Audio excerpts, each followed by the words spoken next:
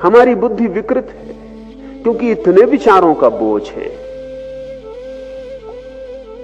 विचार ही विचार हैं, जैसे आकाश में बादल ही बादल छाए हो, आकाश खो जाए, दिखाई भी ना पड़े, सूर्य का कोई दर्शन ना हो, ऐसी हमारी बुद्धि है। विचार ही विचार छाए, उसमें वो जो बुद्धि की प्रतिभा है, जो आलोक है, वो खो गया, छिप गया। एक बादल हट जाए तो आकाश का टुकड़ा दिखाई पड़ना शुरू हो जाता। छिद्र हो जाए बादलों में तो प्रकाश की रोशनी आनी शुरू हो जाती, सूरज के दर्शन होने लगते। ठीक ऐसे ही बुद्धि जब तक विचार से बहुत ज्यादा आवृत है, और एक परत नहीं है विचार की, हजारों परतें हैं। जिससे कोई प्याज को छीलता चला जाए तो परत के भीतर परत, परत के भीतर परत। ठीक ऐसे विचार प्याज की तरह, एक विचार की परत को हटाएं दूसरी परत सामने आ जाती, दूसरे को हटाएं तीसरी आ जाती। एक विचार को हटाएं दूसरा विचार मौजूद, दूसरे को हटाएं तीसरा मौजूद। ये परत दर परत विचार है। ये हमने जन्मों में इकट्ठे किए, जन्मों जन्मों में। ये धूल है जो हमारी लंबी यात्रा में हमारे मन पे इकट्ठी हो गई। जिससे कोई यात्री रास्ते पे चले तो धूल इकट्ठी होती चली जाए, और उसने कभी स्नान न किया और यात्रा करता ही रहा, बहुत धूल इकट्ठी हो जाए, यात्री का पता ही न चले कि वो कहां खो गया। ध्यान स्नान है बुद्धि का, और जो ध्यान नहीं संभाल पा रहा है उसकी बुद्धि कचरे से लद जाएगी, स्वाभाविक। प्रतिपल संस्कार पड़ रहे हैं, हर घड़ी। पूरे दिन में वैज्ञानिक कहते हैं कोई 10 लाख संस्कार बुद्धि पे पड़ते हैं। आप सोच भी नहीं सकते 10 लाख कहां से पड़ते होंगे। हर चीज का संस्कार पड़ रहा है। अभी मैं बोल रहा हूं, ये संस्कार पड़ रहा है। पक्षी आवाज कर रहा है, वो संस्कार पड़ रहा है। एक कार का हॉर्न बजा, वो संस्कार पड़ा। वृक्ष में हवा दौड़ी, वो संस्कार पड़ा। पैर में एक चींटी ने काटा, वो संस्कार पड़ा। सिर में थोड़ी पीड़ा हुई, वो संस्कार पड़ा। पढ़ रहे हैं 10 लाख संस्कार दिन भर में, 24 घंटे में, और ये सब इकट्ठे होते जा रहे हैं। ये संस्कार धूल है, और ये हम जन्मों से इकट्ठे कर रहे हैं। इसलिए बहुत परतें इकट्ठी हो गई। जब आप सोए हैं तब भी संस्कार पड़ रहे हैं। नींद लगी है आपकी, लेकिन इससे कोई फर्क नहीं पड़ता, क्योंकि बुद्धि पूरे वक्त काम कर रही। बाहर कोई आवाज होगी, नींद में भी संस्कार पड़ रहा है। गर्मी पड़ेगी, संस्कार पड़ रहा है। मच्छर आवाज कर रहे हैं, संस्कार पड़ रहा है। करवट बदली, संस्कार पड़ रहा है। गर्मी है, सर्दी है, पूरे पूरे समय बुद्धि इकट्ठा कर रही है। हर चोट। बुद्धि की क्षमता बहुत ज्यादा है। वैज्ञानिक कहते हैं कि अनंत संस्कार बुद्धि इकट्ठी कर सकती है। आपके इस छोटे से सिर के भीतर कोई 7 करोड़ सेल है, और एक एक सेल अरबों संस्कार इकट्ठा कर सकता है। इसलिए कोई अंत नहीं। सारे दुनिया का जितना ज्ञान है वो एक आदमी की बुद्धि में समाया जा सकता है। ये जो इकट्ठी होती परतें हैं, इनके कारण आप आच्छादित हैं। इस आच्छादन को तोड़ना पड़ेगा। इस तोड़ने का प्रारंभ बुद्धिमान साधक को चाहिए। पहले वाक आदि समस्त इंद्रियों को मन में निरुद्ध करे। इसलिए मौन का इतना मूल्य है। मौन का अर्थ है आप बाहर और भीतर बोलना बंद कर रहे हैं, क्योंकि बोलना बुद्धि की बड़ी गहरी प्रक्रिया है।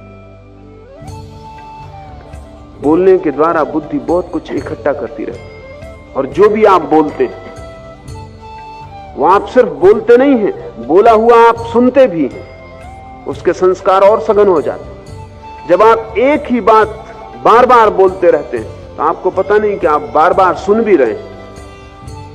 संस्कार गहरे होते जा रहे हैं, और आप कचरा बोलते रहते हैं। सुबह अखबार पढ़ लिया, फिर दिन भर उसी को लोगों को बोले चले जा रहे हैं। कोई व्यर्थ की बात जिसका कोई भी मूल्य नहीं, जिससे किसी को कोई लाभ नहीं होगा, उसको आप बोले चले जा रहे हैं। अगर आप अपने 24 घंटे का विश्लेषण करें तो आप पाएंगे कि 99% तो कचरा था। जो आप न बोलते तो किसी का कोई हर्ज न था।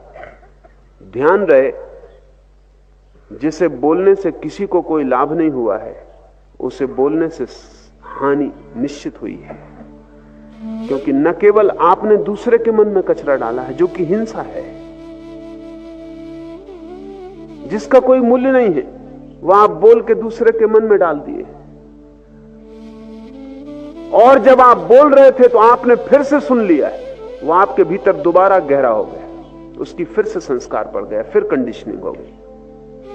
अगर आप एक असत्य को भी बार बार बोलते रहें तो आप खुद ही भूल जाएंगे कि वो असत्य। इतने संस्कार भीतर पड़ जाएंगे कि वो लगने लगेगा सत्य। एडोल्फ हिटलर ने कहा है कि कोई भी असत्य को सत्य करना हो तो एक ही तरकीब है, उसे बोले चले जाओ। दूसरे ही मान लेंगे ऐसा नहीं है, आप खुद भी मान लेंगे। आप अपनी जिंदगी में देखें, कई असत्य आपको सत्य मालूम पड़ने लगे, क्योंकि आप इतने दिन से बोल रहे हैं कि अब आपको भी स्मरण नहीं रहा कि पहले दिन ये बात असत्य थी। बहुत बार संस्कार पड़ जाने से गहरे हो जाते, लीक बन जाती। पहला काम है साधक के लिए कि वो वाणी को संयत कर ले, वही बोले जो बिल्कुल अनिवार्य हो, अपरिहार्य हो, जिसके बिना चल ही ना सकेगा। ये दुनिया बड़ी शांत हो जाए अगर लोग अपरिहार्य को बोले, व्यर्थ को ना बोले। व्यर्थ को बोल के बड़ी झंझट में पड़ते हैं, क्योंकि बोल के आप ही थोड़ी बोलते हैं, दूसरा जवाब भी देगा। थोड़ा आप सोचें कि अगर आप संयत रहे होते, मौन रहे होते, तो कितने उपद्रव आपके जीवन से बच गए होते। बोल के आप न मालूम कितने उपद्रवों में पड़ रहे हैं, फिर उनको बचाने के लिए और बोलना पड़ता है, फिर ये सिलसिला बढ़ता चला जाता है। एक विशियस सर्किल, एक दुष्ट चक्र है जिसका फिर कोई अंत नहीं। इसलिए साधु चुप हो जाता है, उतना ही बोलता है जितना अनिवार्य है, और उतना ही बोलता है जिससे किसी का हित हो सके, अन्यथा मौन रह जाता।